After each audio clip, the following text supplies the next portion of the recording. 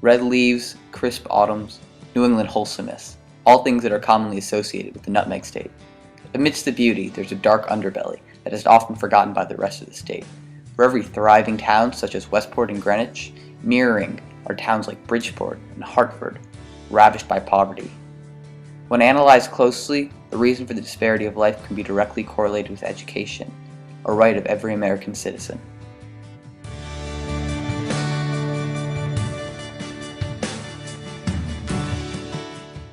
Connecticut has the largest achievement gap in the country, and with just one look at the high schools, it becomes quite obvious. Staples High School recently got a $73 million renovation 11 years ago and is equipped with secondary kitchens for culinary arts classes, an indoor pool, and a black box theater for theatrical productions.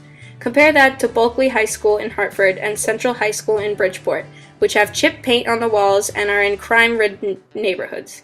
At Staples, nearly 98% of kids graduate. At Bulkley, only 68.4%, and Central, 73.9%.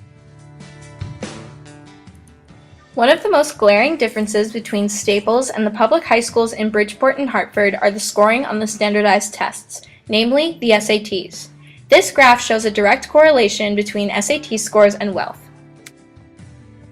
Dr. Lisa Wade brings up a good point on why this may be when she said, "First, it is certainly true that children with more economic resources, on average, end up better prepared for standardized tests. They tend to have better teachers and more resource-rich educational environments." So how exactly do these three very different schools perform on the SATs? Leading the pack is Staples High School with an average SAT score of 1785. Behind them is Central Bridgeport High School with an average score of 1252, and the lowest of the three is Hartford Public High School with an average SAT score of 1020.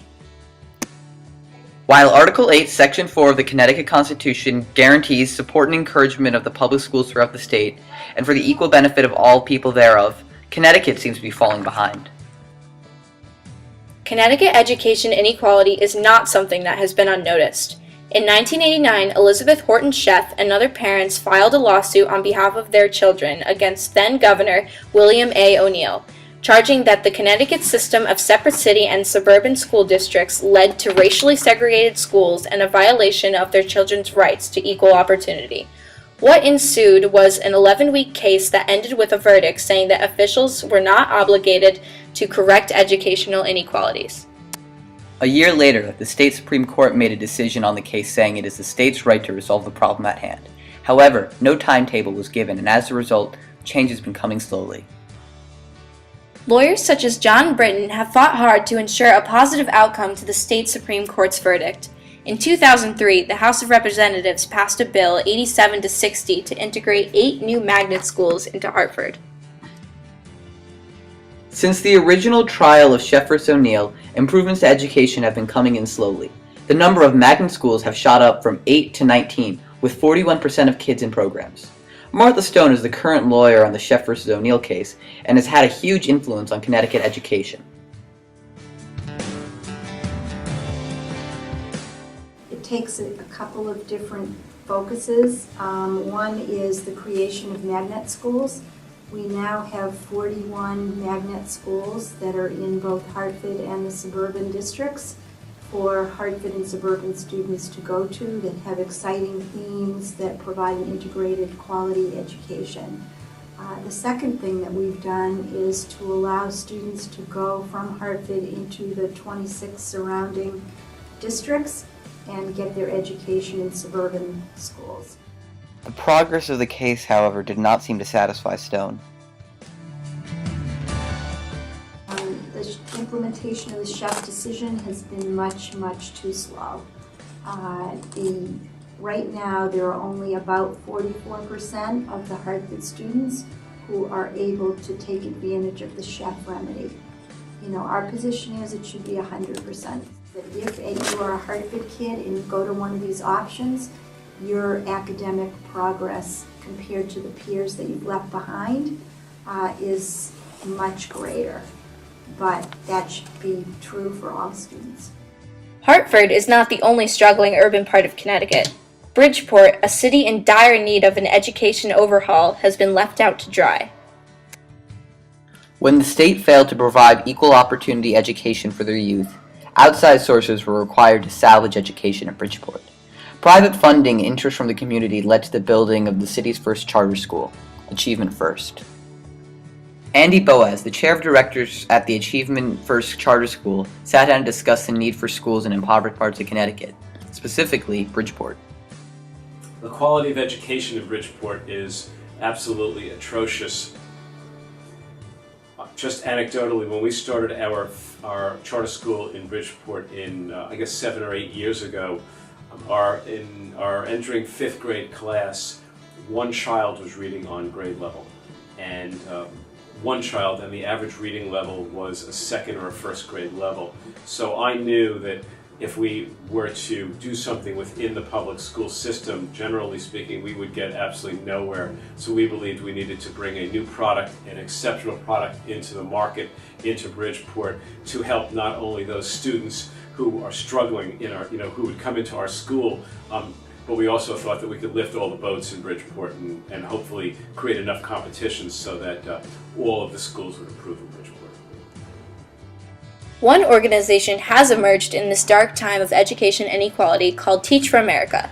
Teach for America gets recently graduated students who have a passion for teaching and puts them at impoverished schools to try to make a difference.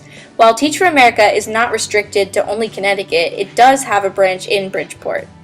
You learn how to invest your students in their education as well as how to be an effective teacher. So TFA has the idea that there is a big difference between being an effective teacher versus a transformational teacher. Effective teachers, have all the sort of practices they need to help their students learn various subjects. But usually effective teachers are only effective when students are already invested in their education. So Teach for America spends a lot of time training us to work on student investment in their academics. Ultimately, the thing that seems to be developing Connecticut education is not the state, but private efforts. But this is not enough. While success has come from the outside projects, at the end of the day, the state needs to address this uncomfortable issue and respect that good education leads to a better life. Quality education are much more likely to go on to have successful careers, be successful in life in terms of their overall well-being, both emotionally and socioeconomically. I think a lot of my students don't really see the connection between doing well in school and then doing well in life. And I think that is a result of sort of the educational system they've been exposed to over the years. As you can see, one of the reasons for Connecticut's inefficient academic improvement is from a Sheff versus O'Neill ruling. In 1996, the Supreme Court gave Connecticut no timetable to improve, so significant changes to the system have not yet been made. The case began 25 years ago and brought Connecticut's academic injustice to light. But until the state starts taking action, we are forced to rely on private operations. Sheff versus O'Neill is still an active case, and with all the new outside programs, there is hope for improvement, as the state may be able to learn a thing or two. A quality education is not just a right. It is a necessity, and it is our responsibility to make sure that every child has an opportunity to learn and thrive. Somebody said that education is not going to be fixed until poverty is fixed. I believe that poverty won't be fixed until education is fixed.